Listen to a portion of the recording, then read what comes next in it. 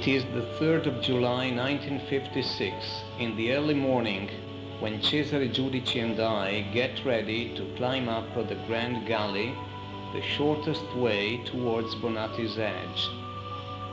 Overcoming some difficulties, we get near to the starting point of the attack.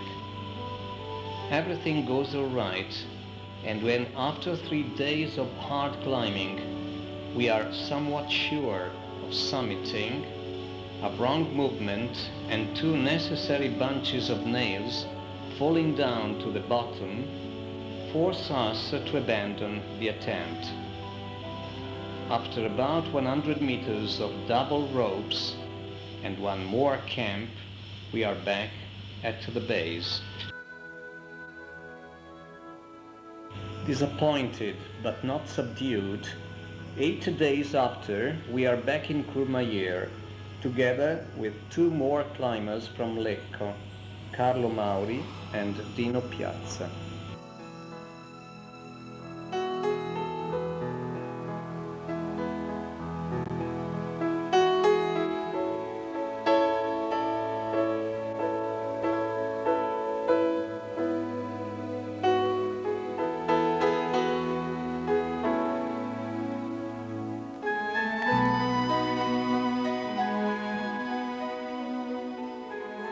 By cableway we reach Torino Hut, and then down we walk through the never-ending glacier, Mer de Glace, carrying our heavy knapsack on our backs, zigzagging through thousands of crevices. After many hours we arrive at the Montanvert Hotel, just at the foot of Petit Dru.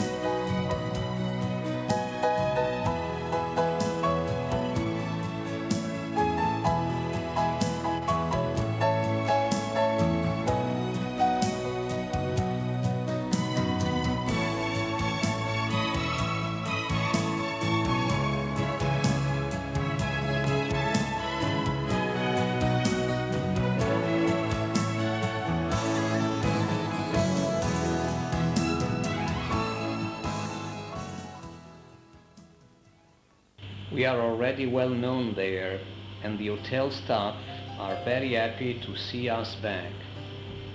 Madame Marie, the mother of Guy Perrien, one of the greatest ski champions of those years, as kind as ever, offers 1 bedroom in the annex.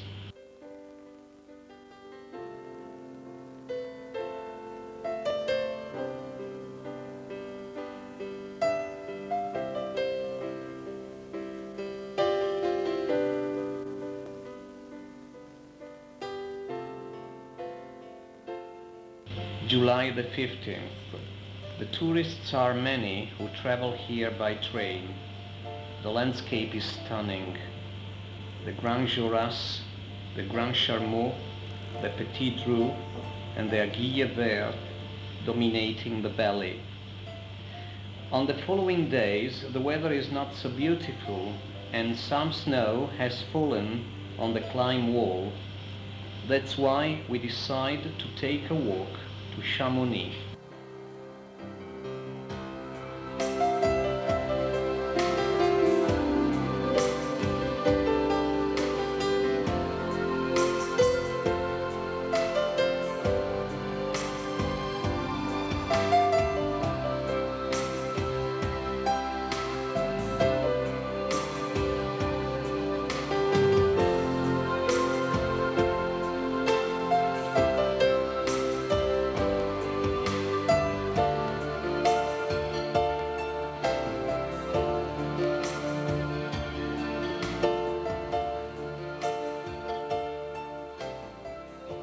We walk along the main street full of shops.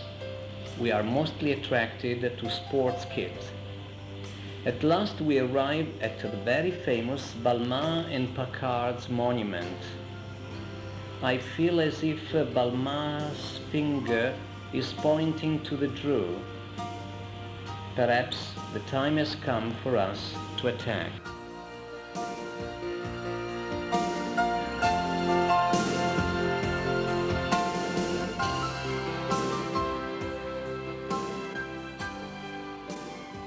We go back to Montanvert. On the train we plan the last strategies. One further look to the wall. The weather seems turning fine. The wall is free from the just fallen snow.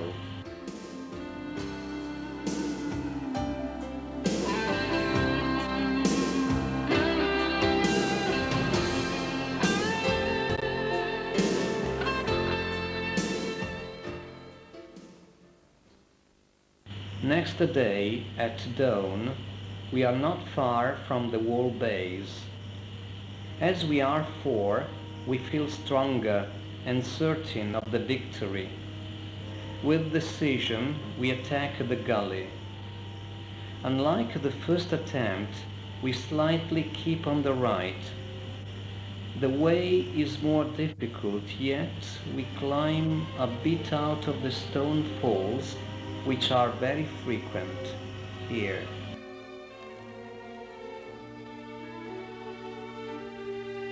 At the end of the gully, we hear voices and understand we are not alone. I regret not summiting the previous time when we were two. Yet the mountain belongs to everybody, and all situations must be accepted.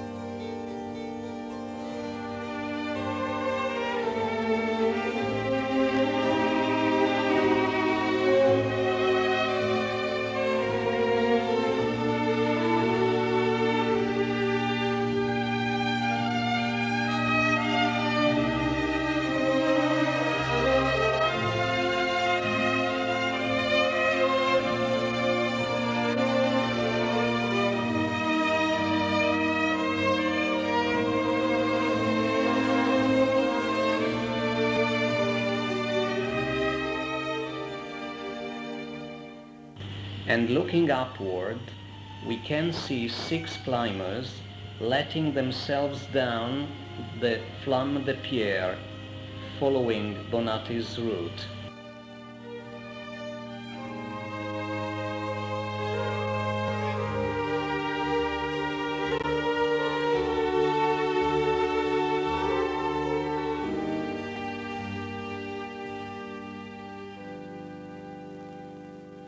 Then they are the first to reach the start of Bonatti's spur and begin the climb.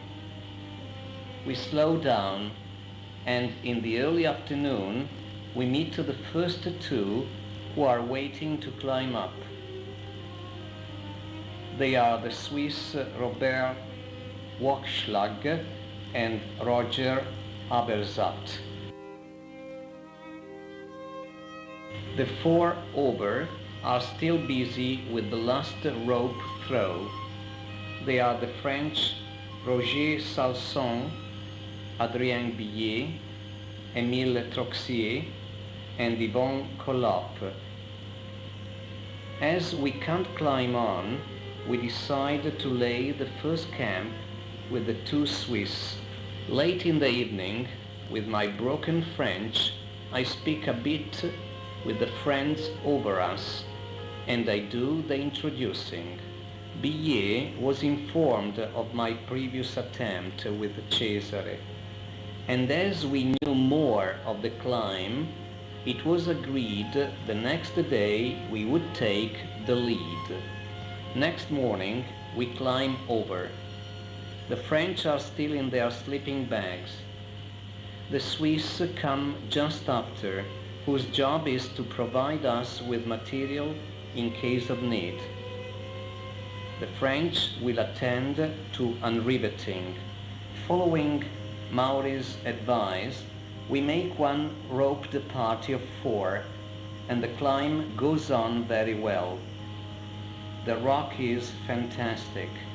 The sun high in the sky warms our bodies benumbed by the long night camp.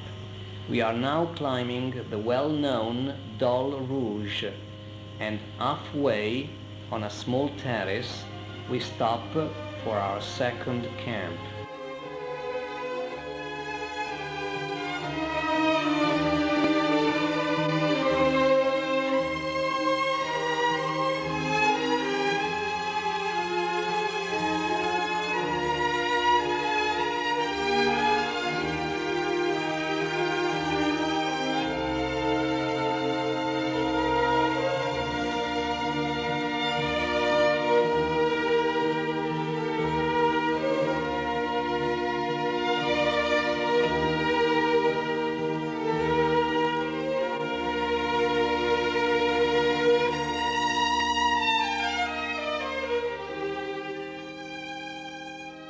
From below we hear some angry imprecations which render us apprehensive.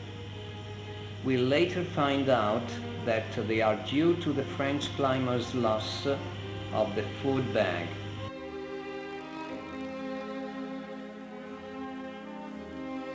On the third day we keep on climbing the Dol Rouge, and in the early afternoon we arrive at the base of the steep bank, mine and Cesare's highest point the previous time.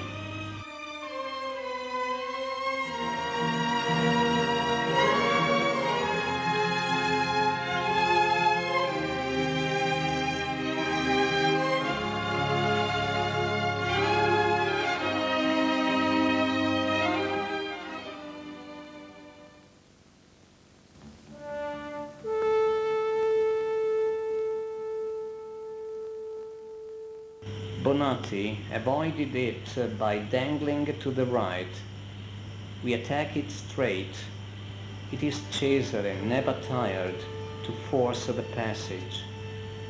It's hours of hard endurance, yet the climb is more direct, logical, and complete with this change and the previous one.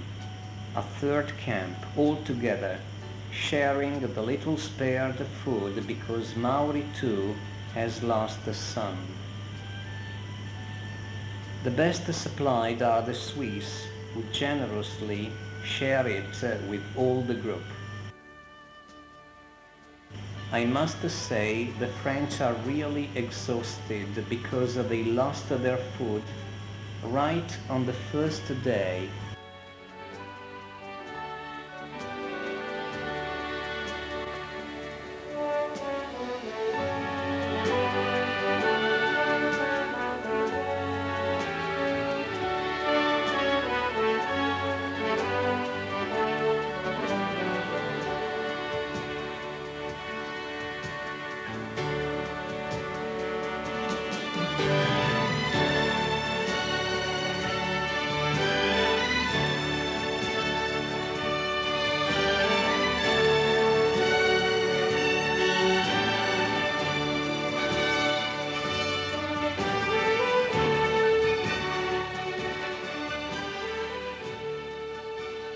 On the fourth day, when our spirits are already on the top, Cesare falls and they block him with a big effort.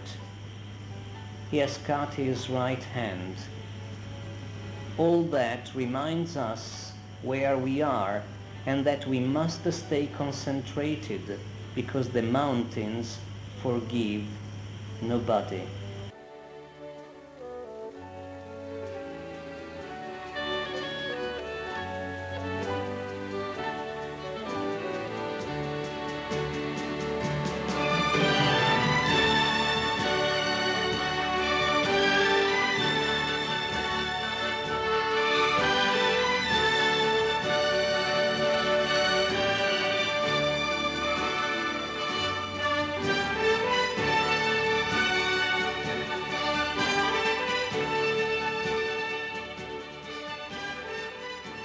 Finally, at 2:30 in the afternoon, we are all on the top.